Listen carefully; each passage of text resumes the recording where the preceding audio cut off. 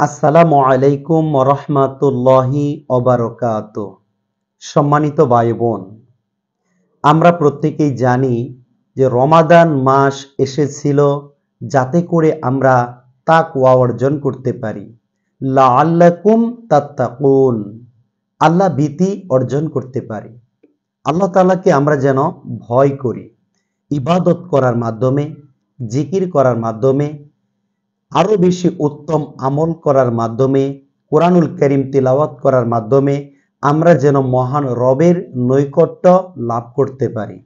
বিশেষ করে এক কথায় আমরা যেন আল্লাহ ভীতি অর্জন করতে পারি। এখন প্রশ্ন হলো, আমরা কি এই রমাদান মাসে সত্যিকার ভাবে তাকওয়া অর্জন করতে পেরেছি? এই যে আমরা সারাদিন না খেয়ে থাকতেছি, এই না খেয়ে থাকা বা উপবাস থাকা বা সিয়াম পালন করা, এগুলো কিন্তু এক নয়। সিয়াম পালন করা আর সারাদিন না খেয়ে থাকা, এটা কি এক? না। একজন মানুষ ইচ্ছা করলেই সারাদিন না খেয়ে থাকতে পারে, কিন্তু সিয়ামের যে কনসেপ্ট, ইসলামে সিয়াম রাখার যে গুরুত্ব বা সিয়াম রাখার যে ফজিলত বা সিয়াম আমরা পালন করতেছি, এটা মূলত কেন বা সিয়ামের মূল উদ্দেশ্যটাই কি, এ সম্পর্কে রাসূলুল্লাহ সাল্লাল্লাহু আলাইহি ওয়াসাল্লাম তিনি আমাদেরকে সতর্ক করে বলেন, যে ব্যক্তি সিয়াম পালন করলো, তার মানে সাহারি খেলো এবং সূর্যাস্ত পর্যন্ত না খেয়ে থাকলো সিয়াম পালন করার উদ্দেশ্যে, তার মানে উপবাস রইলাম সারাদিন। এই যে আমরা উপবাস থাকি, এই উপবাস থাকা এবং সিয়াম পালন করা কি এক? এটা আমাকে আপনাকে প্রথমে বুঝতে হবে। তো এই সম্পর্কে রাসূলুল্লাহ সাল্লাল্লাহু আলাইহি ওয়াসাল্লাম বললেন, যে ব্যক্তি সিয়াম পালন করলো অথচ মিথ্যা কথা বা অন্যায় অশ্লীলতা থেকে নিজেকে রক্ষা করতে পারলো না, মিথ্যা ফাহশা কাজ থেকে, শয়তানের কাজ থেকে, নফসের কুমন্ত্রণা থেকে নিজেকে রক্ষা করতে পারলো না, তার এই সারাদিন না খেয়ে থাকা আল্লাহ তাআলার কাছে কোনো প্রয়োজন নেই। এই হাদিসটি বুখারী শরীফের 1903 নম্বর হাদিস। খুবই গুরুত্বপূর্ণ একটা হাদিস। আমরা সারাদিন না খেয়ে থাকতেছি, কিন্তু সত্যিকার অর্থে আমাদের সিয়াম কি হচ্ছে? আমরা এই সিয়াম রেখে অশ্লীলতার মধ্যে লিপ্ত আছি। এই সিয়াম রেখেই আমরা চোখের জিনা করতেছি। মোবাইলের মধ্যে সারাদিন আমরা পড়ে থাকি, ইউটিউবে অথবা ফেসবুকে। এখনো পর্যন্ত আমরা গান শুনি, এখনো পর্যন্ত আমরা এই চোখের জিনা করি, দৃষ্টিকে নত করতে পারিনি। এখনো পর্যন্ত আমরা গীবত ছাড়তে পারিনি। একজন মানুষ সারাদিন সিয়াম পালন করলো, না খেয়ে থাকলো, কিন্তু ইফতারের পরই সেই ব্যক্তি হারাম কাজে লিপ্ত হয়ে গেল। সিগারেট খাচ্ছে, সারাদিন সিয়াম পালন করছে, না খেয়ে থাকছে, এখন ইফতারের পরই সেই ব্যক্তি সিগারেট খাচ্ছে। তার মানে সে ব্যক্তি এখনো সিয়ামের যে মূল উদ্দেশ্য তা বুঝতেই পারেনি। সিয়ামের মূল উদ্দেশ্য হলো তাকওয়া অর্জন করা, যাতে করে আমরা আল্লাহ তাআলাকে আরো বেশি ভয় করতে পারি।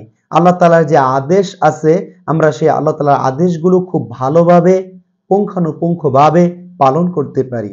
আর আল্লাহ তাআলা যে নিষেধ করেছেন, সেই নিষেধ থেকে আমরা যেন নিজেকে বিরত রাখতে পারি।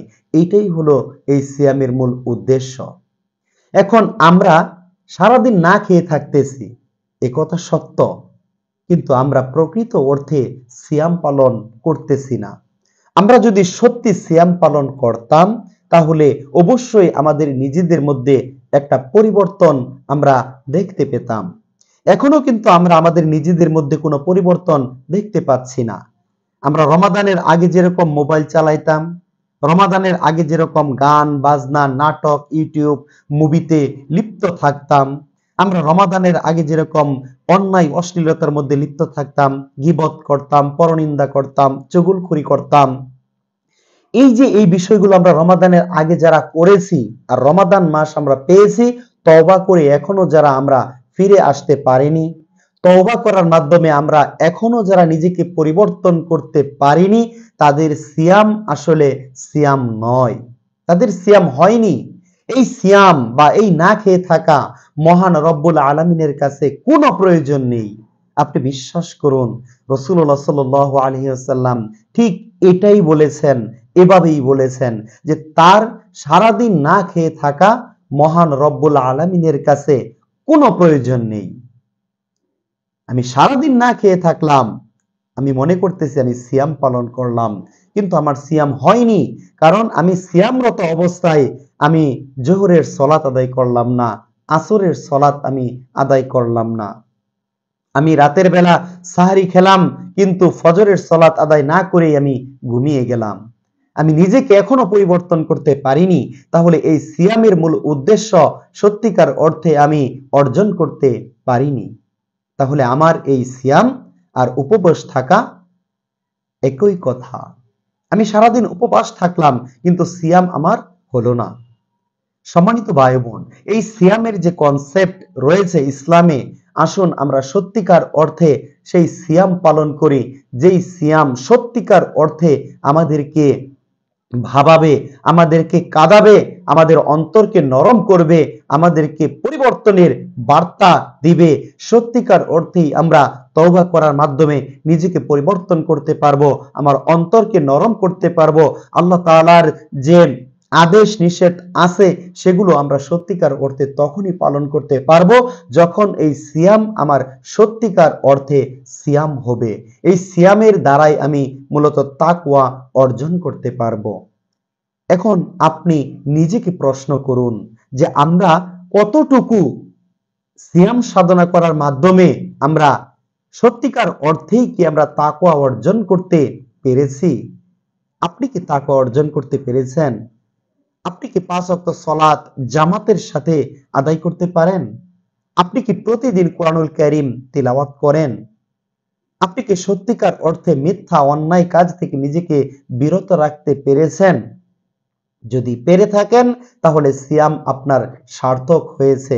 আর এই সিয়াম দ্বারা আমি যদি নিজেকে পরিবর্তনই করতে না পারি, তাহলে এখনো পর্যন্ত আমার সময় আছে, সামনে আরো কিছু সময় আছে।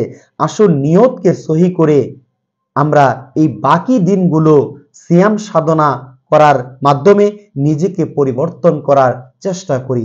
আল্লাহ তাআলা আমাদেরকে সত্যিকার অর্থে সিয়াম পালন করার তৌফিক দান করুন এবং আল্লাহ ভীতি অর্জন করার তৌফিক দান করুন, নিজেকে পরিবর্তন করার তৌফিক দান করুন। আসুন আমরা তওবা করে আল্লাহ তাআলার কাছে ক্ষমা চেয়ে নিজেকে পরিবর্তন করার উদ্দেশ্য নিয়ে, নিজেকে পরিবর্তন করব এরকম একটা মনোভাব নিয়ে, এরকম একটা নিয়ত করে বাকি দিনগুলো সৎ আমল করি, আল্লাহ তাআলার কাছে বেশি বেশি দোয়া করি। আল্লাহ তাআলা আমাদেরকে কবুল করুন, আমাদের রমাদানের এই সিয়ামকে কবুল করুন, আমাদেরকে সঠিক পথে পরিচালিত করুন, আমাদেরকে সৎ পথে পরিচালিত করুন। আল্লাহ তাআলা আমাদের এই দোয়াগুলো কবুল করুন। আমিন ইয়া রাব্বাল আলামিন।